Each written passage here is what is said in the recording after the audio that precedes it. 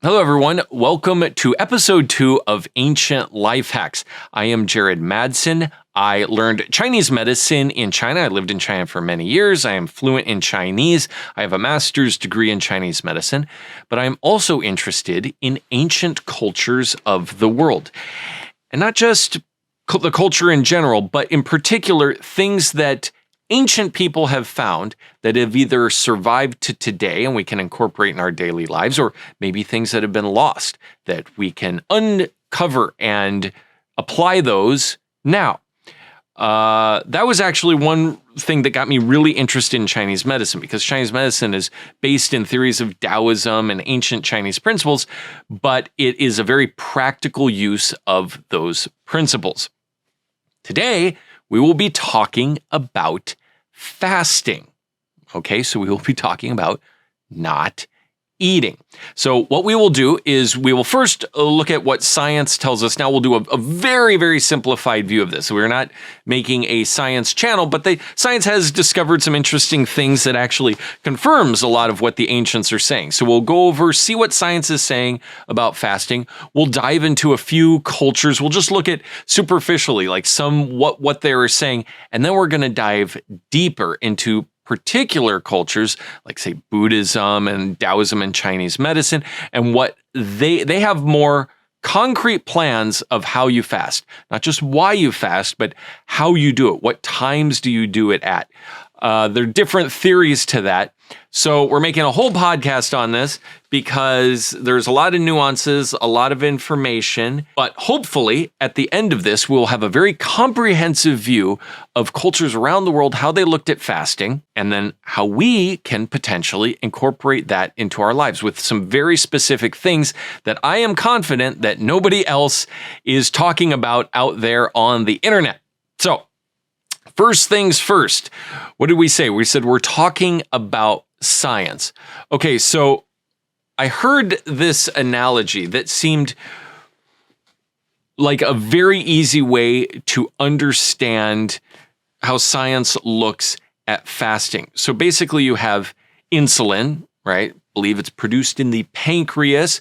So the insulin is the door as to whether you are using glucose from food for fuel, or you're using your reserves. So you're using fat. So, of course, fasting, a big thing about fasting is about how to lose weight. And so the analogy that they have is that the fat in your body is kind of like your freezer, like your deep freeze, or just the freezer connected to your refrigerator. And then the food you eat is what is in the refrigerator itself, so it is not frozen.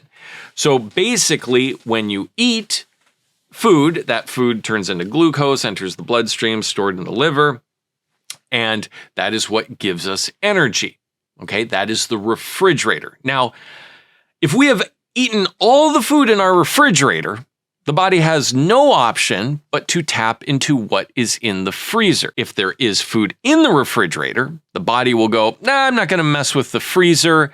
I'm going to take stuff out of the refrigerator. Now, again, it's much more complicated than that, and it's not exactly that, but that just gives us a good idea of if our refrigerator, if the glucose in our blood and in our liver has basically been used up, then the body has no other option but to tap into the fat, into that deep freeze.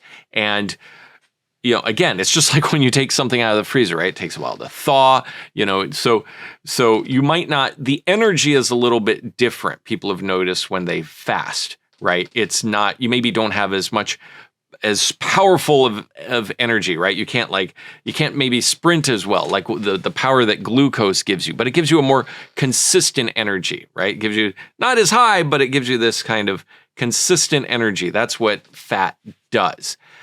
That is, from what I've heard from science, like a very interesting, easy to comprehend analogy. There's a few other things. Let's take a look here that they have found. So one of them is going to be autophagy, which, again, to painfully oversimplify, not that I even understand autophagy that well, right? I'm not a scientist, but from what I can gather is that basically when your body fasts, it gets a little bit of this crisis mode, right, that pushes your body to produce these supercells, right? That's autophagy. And then these supercells will go throughout the body and they will clean up the old cells. They will clean up maybe even like disease and viruses. Supposedly it can do that. I don't know. I have no proof of any of this, but that is what the science seems to be telling us. And so after fasting for a certain period of time, your body will produce these cells. You will enter into autophagy, and that it is a cleanse of the body. It can get rid of diseases. It can, clean up just old cells that aren't really doing their job anymore. That is another big thing that people are talking about in the fasting field. So it's not just the weight loss, but it's also the health benefits through autophagy. Okay. Then there's another thing there's many benefits that we can list. I'm not going to dive into all of them. This will be the last one. The last one is inflammation.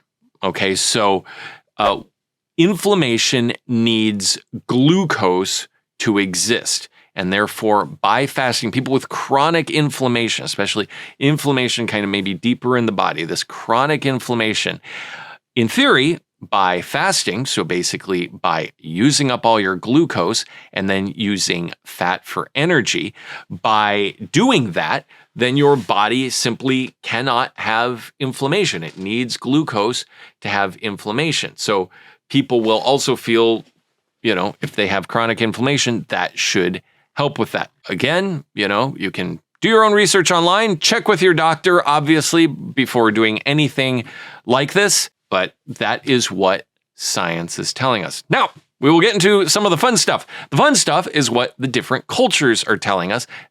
And then we will dive into even more details of what the cultures are telling us. So I have a few things here. A lot of times we've heard of probably the Greeks. Hippocrates said, "To eat when you are sick is to feed your sickness." Interesting. So Hippocrates, basically the father of medicine in ancient Greece, believes that when you are sick, you probably shouldn't eat. Plato said, "For the soul, by practicing self-control, purity, and virtue, arrives at understanding and becomes sacred, as anyone can see when looking at holy fasts." So it's a little complicated, but it sounds like, basically, hey, when you fast, you have this great spiritual awakening, right? This spiritual purification that happens. In ancient Egypt, they practice fasting as part of their spiritual ritual. This is a theme that we're going to see. Many ancient cultures use this, and even today use it as part of their spiritual practice. Now, the Egyptians in particular would also use this as part of preparation for the afterlife. So they felt that life doesn't end here, it continues, and that fasting will actually help you in the transition to wherever we go after this life. The Indians, Hinduism, they definitely talked about fasting. Ancient Rome talked about fasting. A lot of that they probably got from the Greeks. Ancient Judaism, and even today, you see people, they have various, Yom Kippur, right? They're going to be fasting during that. Many ancient indigenous cultures use fasting for seeking visions. So we've heard of different things like this. They have a bunch of other stuff that goes with it, but part of that is fasting. Which again, I understand that as it comes down to cleansing the body. If you cleanse the body, if you purify the body, if you get rid of the food, then you're in perhaps a slightly elevated state, or a state that is ready to receive various things. This is something that we're seeing throughout various cultures.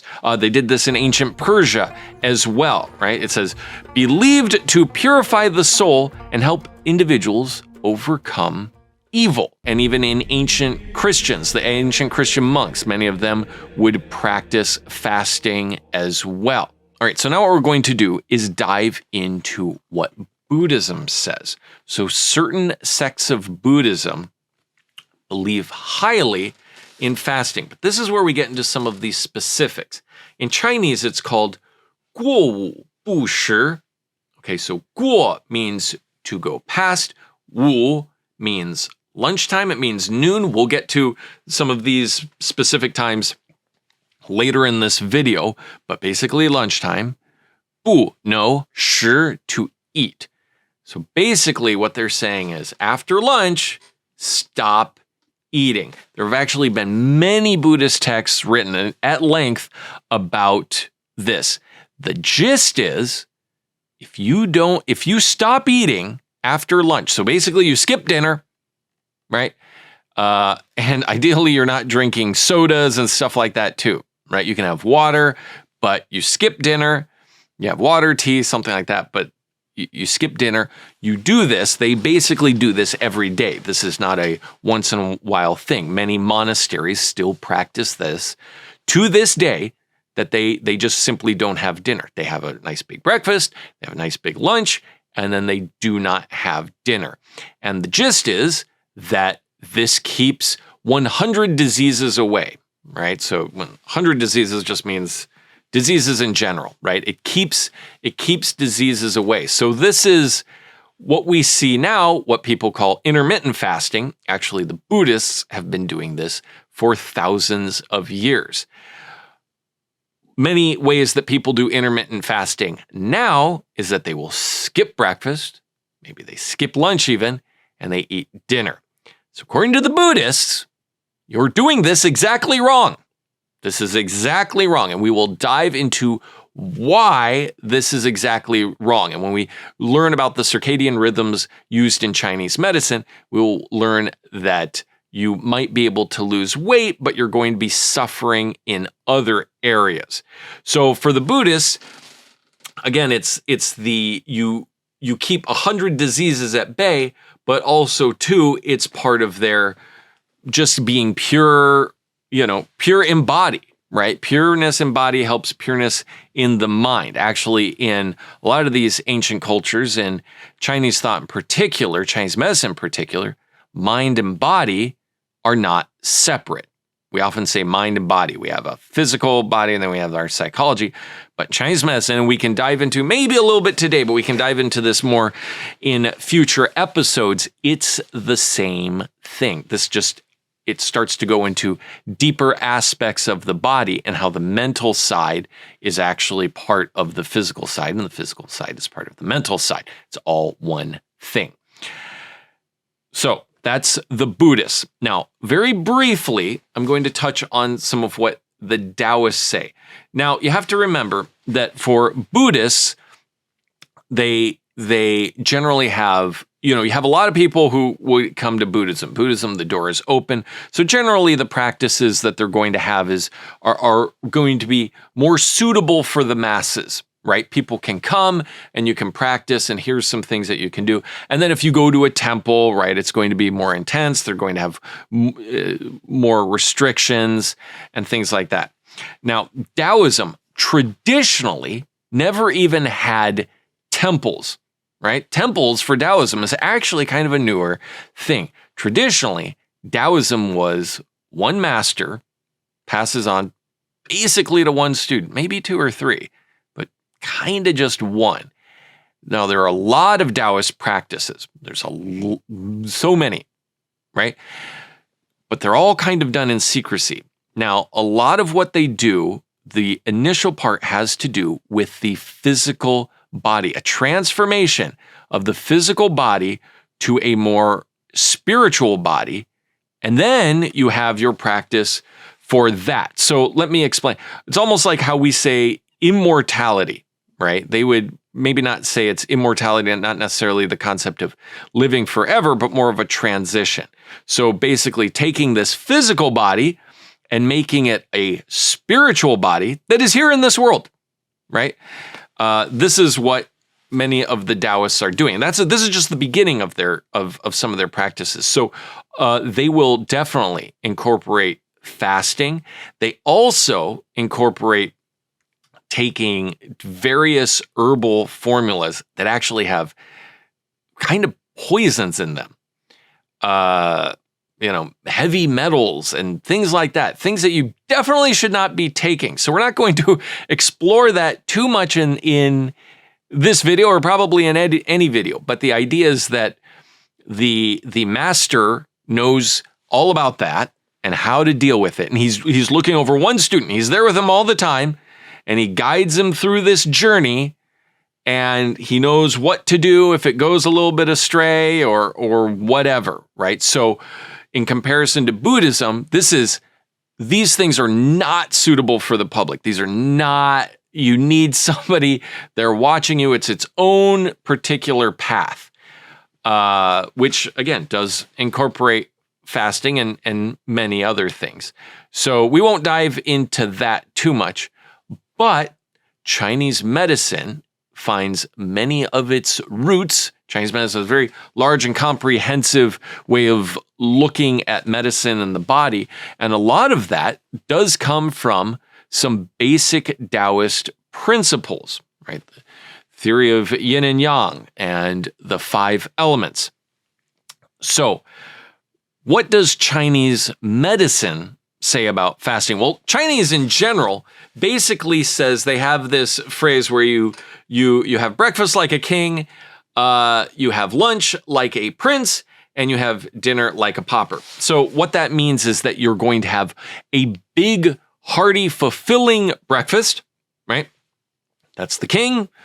Then as the prince, you're going to have a good breakfast, or a good lunch, sorry.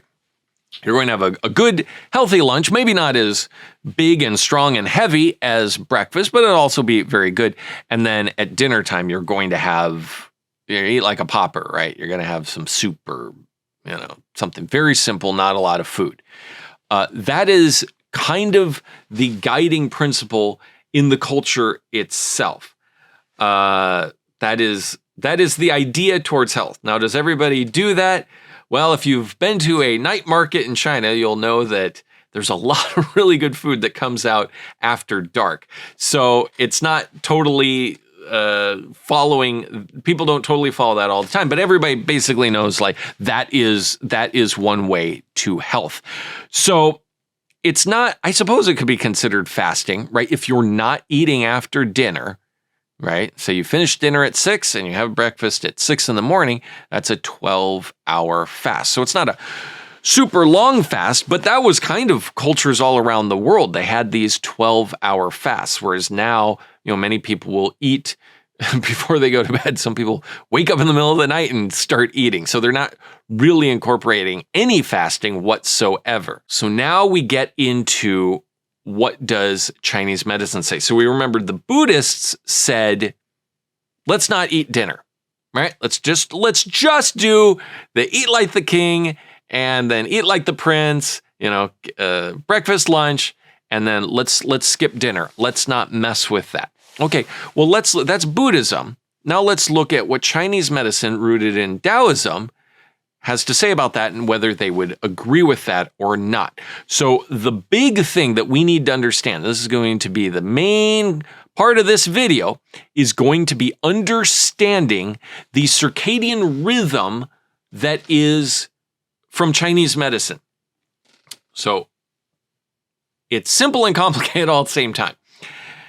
It is in ancient China, they have what is called a shichen.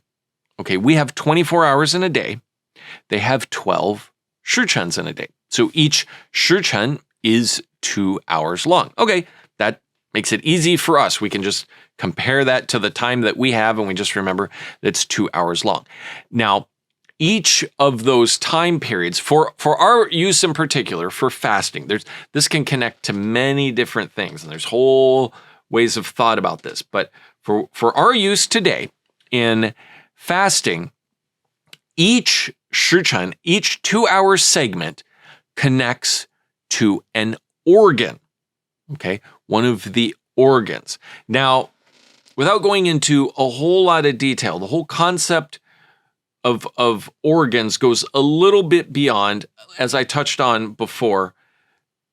physical and mental are kind of the same thing. For instance, I'll just give one example. This isn't really what we're talking about today. We can talk about this in future videos. But one good example is the spleen pancreas, right? This organ, right? Again, that's even two organs, right? That's kind of this energetic process is also used for thinking, right? So it's a mental and physical thing as well. It's what gives the brain is what actually processes it, but it's the energy and all of that comes from the spleen pancreas, which if you think about it, in English, we talk about digesting an idea, right? You have to digest something, you have to think about it. So somebody back in the West kind of realized that as well, that the process of digestion, right? The spleen pancreas helping with digestion and the stomach, that process is the same process as digesting an idea or as thinking about something. So we have these organs that are more, not just the physical organs, but it's more of these processes that happen throughout the day. So I will go through all 12 of these, and then we will see why it makes sense to skip dinner according to these. So the first one we will start with. There is no first because it's just a cycle, but we will start with 3 a.m. to 5 a.m. 3 a.m. to 5 a.m. is the lung. Okay, this is interesting. Actually, this is going to go a little bit beyond fasting. This is going to be how you should conduct your day and what you should do at what time of the day. So from 3 a.m. to 5 a.m., it is the lung. Each day is considered kind of like a lifetime, right? Each day is like a full cycle. So the lung is kind of like when a baby is born and they take their first breath. This is the first breath of the day, right? This is the first thing of the day. So from 3 to 5, I make the argument that from 3 to 5 in the morning, everybody will kind of have this gasp of air. That is your birth of that day. The day is beginning for you. That's lifetime. That is this day is beginning for you at that point. So you have one of two options. You can either wake up with that gasp, grab the day and make something of it, or you can go back to sleep and kind of lose some of that initial momentum, those initial opportunities. And then this is a whole other topic of discussion, but this touches on that. Many cultures talk about getting up early. Chinese medicine, it has it very specifically. It's somewhere between 3 and 5 a.m. For a lot of people, it's closer to the 5 a.m. side. 4:30, 4:45, 5 o'clock is when you have that breath. If you're able to get up then, and you're able to do that consistently, you will probably find that amazing stuff happens, right? So that's the lung. Now we go into 5 a.m. to 7 a.m. That is the large intestines, and that's pretty straightforward. From 5 a.m. to 7 a.m. is when you want to have a bowel movement. Oftentimes they'll say in Chinese medicine, a lot of times in the West, we wake up and we start with just a harsh, strong cup of coffee. In China, they'll usually say, wake up and have some warm water. That will help. That will have the same effect of helping your bowels get going and so that you can have a bowel movement. So that's 5 to 7 a.m. Pretty straightforward. Now, from 7 to 9 is the stomach. Okay? So the stomach is the initial touch point for food, right? Well, I guess the mouth is technically, but anyway, like that's where the digestion begins. It begins in the stomach. So this is why from 7 to 9 a.m., we say you eat like a king. Now, some people will tell me, Jared, I am not hungry from 7 to 9 a.m. Okay, I get that. Part of the problem, 1, you're not used to it. 2, your digestion probably doesn't work as well as it should. Because if it did, you would be hungry from 7 to 9 a.m.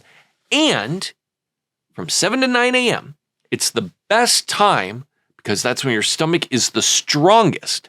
It's the best time for your stomach to absorb, to digest and start that process and get the, everything moving, right? So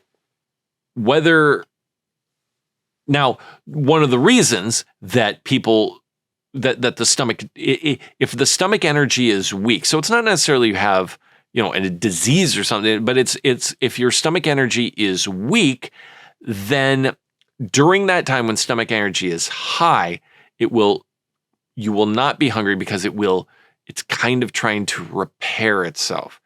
But then the whole thing kind of falls apart because then you eat later. The further away you get from that time, then the weaker the stomach energy is. So it just becomes this vicious cycle. So the idea is that we need to correct that. And once we find that we are hungry from 7 to 9 a.m. in the morning, maybe we even get hungry before then we know that the stomach is getting back on track. All right, that's when we eat like a king. That's when we have our big meal.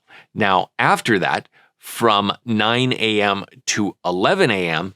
is the spleen, pancreas, these organs that help with the digestion, with the movement of food. So basically, you have this 4-hour block from 7 a.m. to 11 a.m.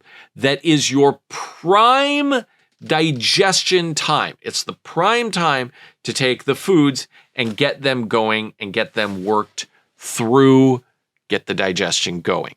Right? So we want to seize that opportunity. Now, after that, 11 a.m. to 1 p.m. is heart.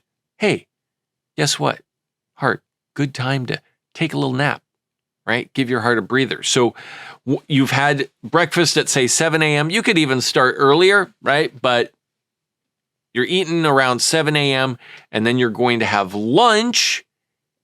Now, from somewhere in between the 11 to 1, potentially. You could even do it before if you want to be super pro. But from 11 to 1, that's the Wu. That is called Wu. That particular 2-hour segment, each one has its name. We don't need to go through the names, but that one is the Wu. And that's what the Buddhists talk about, going past the Wu. So basically, it's going past 1, or if you want to be really pro, before 11, you're kind of done eating for the day. But 1 is acceptable as well. After 1, no more eating, right? 11 a.m. to 1 p.m. is the heart time. So that, again, is a good time to just kind of relax. You can take a nap. You don't need to take a nap. You can just kind of relax during that time. That's your heart. Your heart energy is strong. You want it to be, nice and calm. So it's a good time from 11 a.m. to 1 p.m. to take a break. 1 p.m. to 3 p.m. is the small intestine. Okay, so if we think about it, don't want to get too gross, but it might get a little gross. Basically, the food, right, from your breakfast and lunch, it's going to take a period of time for the stomach to process that and push that into the small intestine.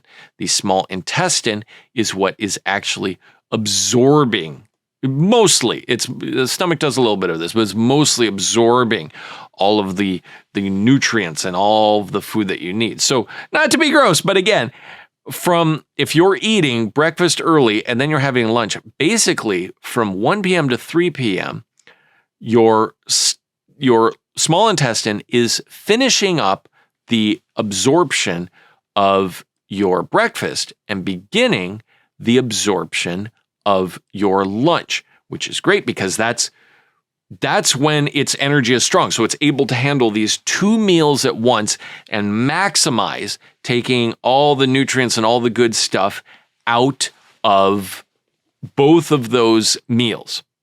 Okay, so that's why it's kind of like definitely finishing before 1, then all the food can go into the small intestine and that's the optimum time to absorb those nutrients.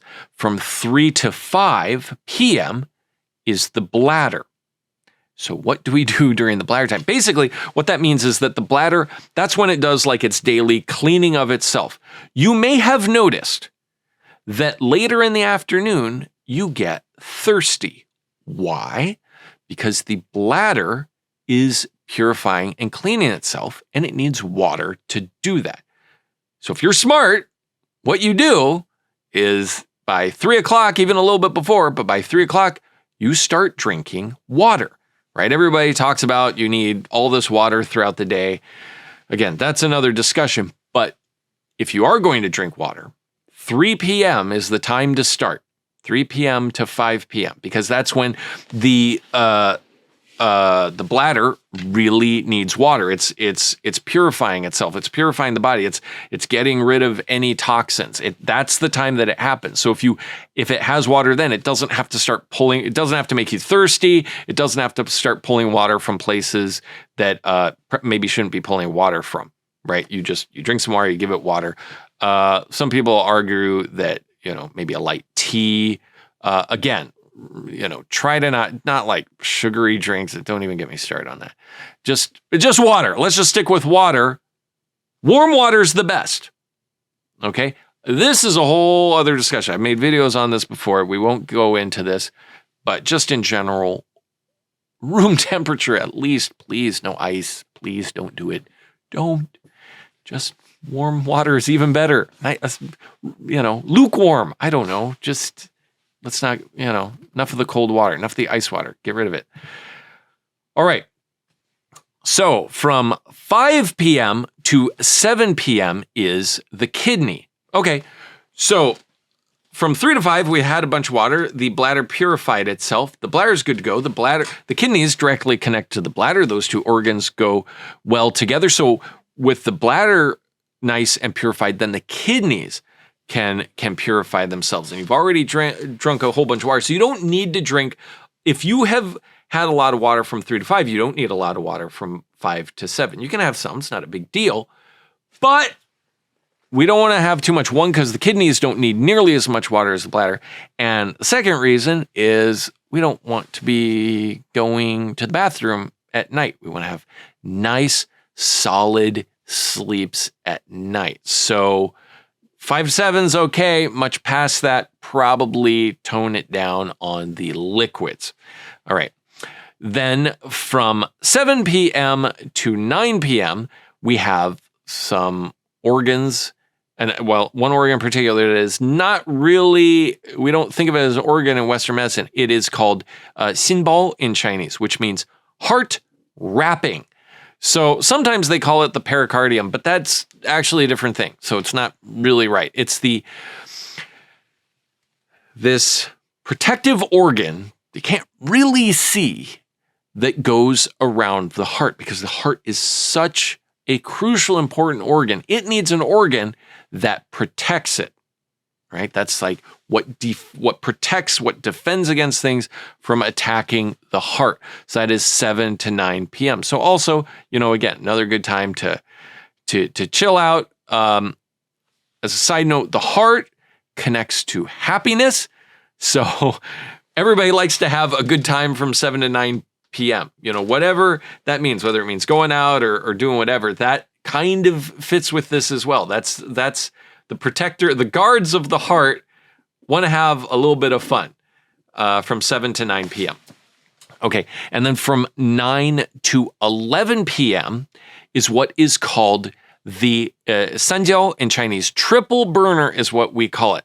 And like the heart cover, right, like the Xīnbāo, the triple burner is this kind of these unseen 3 organs that wrap the top organs, the organs in the middle, and then the organs down below, right? So the top one would be like the lung and the heart, and then it goes in the stomach, and then down below into the intestines. So it is protecting these organs. So again, this is kind of this is more of just a defensive, protective organ. So basically from 7 p.m. to 11 p.m. are these defensive organs that we have in the body. They can't really see, but Chinese medicine says they are there. Just because you can't see them doesn't mean that they are not there. So there's nothing that really we need to do during that time, but you could consider going to bed at that time. That would not be bad. You've had your party from 7 to 9 p.m. and then 9 p.m. to 11 p.m. is when you start to wrap it up. right? The Xīnbāo is not the party organ. The Xīnbāo is okay, we're just defenses of everything. That means we kind of start shutting down, getting ready for the night. So the night, you should be asleep from 11 p.m. You should go to bed at 11 p.m. to 1 a.m. is the gallbladder. Now, it's very important that the body you are lying flat, and ideally you are asleep by 11 p.m. That's why from 9 p.m. to 11 p.m. is a good time to get ready and get in bed, and ideally you are asleep by 11. If you want to be even more pro, you're asleep by 10. If you want to be even more pro, you're asleep a little bit before 10. The gallbladder is from 11 p.m. to 1 a.m. The liver is 1 a.m. to 3 a.m. These two organs work together. A big thing that they do from that period of time is by physically lying down. And two, like everybody's had that moment where it feels like your body is paralyzed when you're asleep, right?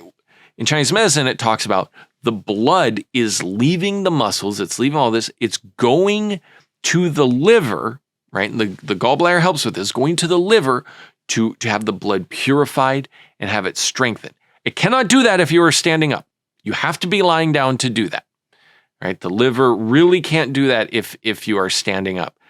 And so that is why from 11 p.m. to 3 a.m. I mean, I've heard people like sleep doctors and say that like that's what they call like the money sleep, right? That's when your sleep is really worth something. Yeah, according to Chinese medicine, that's if you're not asleep, if you're up partying, especially too, if you think about it, say you're up drinking late at night, alcohol. The reason that seems good is because, yeah, the liver is stronger in the middle of the night. And so the liver is processing toxins. And so that's why it seems, hey, the middle of the night drinking is fun. Problem is, you're going to pay for that. Not only the next day with a hangover, but you're just going to pay for that in general. That's going to injure your blood. It's just not a good thing. So resist temptation. Go to bed at a good time and let the liver really purify your body. And then we go back to 3 a.m. to 5 a.m., which is the lungs. So looking at this whole thing according to fasting, we see that all of our digestion is in the morning, the absorption is soon after noon, and then none of the organs at night have anything to do with digesting. They don't have anything to do with food. Also, too, the opposite time, so 7 a.m. to 9 a.m. is the stomach. That means that 7 p.m. to 9 p.m. is when the stomach is at its weakest. It is the furthest from when its energy is high. Therefore, if you are eating, especially starting at 7 p.m., anytime from 7 p.m. on throughout the night, is the stomach's weak, spleen, pancreas is weak, small intestine is going to be, that's when its energy is going to be at the lowest. That's when they are supposed to be resting. They rest when their energy is the lowest, and they are active when their energy is the highest. That's why these times, these 2-hour segments, have an organ for each one, because that is when that organ is the most active, when its energy is high. So this is yet another reason to, if you're going to have dinner, that's fine, but eat like a pauper. Have something simple, soup, right? Have a nice bone broth soup or something like that. Something that's real easy for the stomach to digest, right? So the energy is low, but it's soup. It's warm, healthy, wonderful soup. That should be easy to digest. So if you're going to try skipping dinner, the first thing you could try is something like that. Just have like something very light, some sort of soup at dinner, and then eventually you can move away from that and perhaps try skipping dinner if you think. All right, so that is it for today. If you have any questions, leave those in the comments below. If you want me to talk about anything else, also leave those in the comments below. Don't forget to like and subscribe. I will see you next week.